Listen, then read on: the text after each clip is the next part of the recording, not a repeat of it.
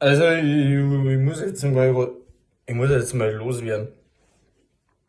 Gerade jetzt im Lockdown und Valentinstag ist ja auch bald. Es gibt dann Menschen,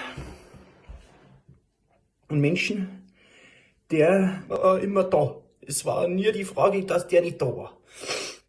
Die meiste Zeit habe ich diesen Menschen einfach, ich habe ihn hundsmiserabel behandelt. Und jetzt